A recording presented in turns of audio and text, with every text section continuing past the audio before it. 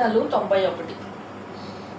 మహోన్నతుని చాటును నివసించువాడే సర్వశక్తుని నీడను విశ్రమించువాడు.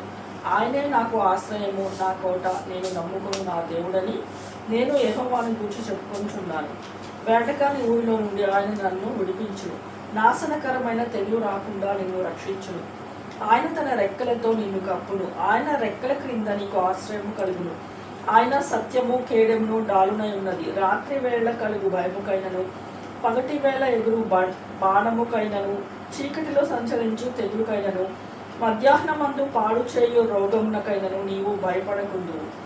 నీ పక్కన 1000 మంది పడినను, నీ కుడి పక్కన 10,000 మంది కూడినను అపాయము నీ యొద్దకు రాదు. నీవు కన్నులారా చూచుండగా భక్తిహీనులకు ప్రతిఫలము కలుగును. యెహోవా నీవే నా ఆశ్రయము అని నీవు మహోన్నతుడైన దేవుని నీకు నివాస స్థలముగా చేసుకొని ఉన్నావు.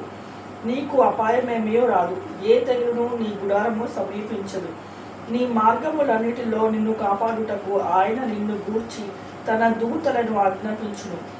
నీ పాదములకు రాయి తగలకుండా వారు నిన్ను తమ చేతుల మీద ఎత్తి పట్టుకుందురు. నీవు సింహములను, నాగపాములను త్రొక్కుదువు, కొదవ సింహములను, భుజంగములను అణగద్రొక్కుదువు.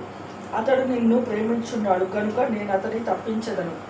అతడు నా నామము ఎరిగినవాడు కనుక నేను అతని ఘనపరచదను. అతడు నాకు మొరపెట్టగా నేను అతనికి ఉత్తరమిచ్చెదను. శ్రమలో నేను అతనికి తోడై ఉండదను. అతని విడిపించి అతని గొప్ప చేసేదను. దీర్ఘాయువు చేత అతనిని తృప్తిపరచెదను. నా రక్షణ అతనికి చూపించెదను.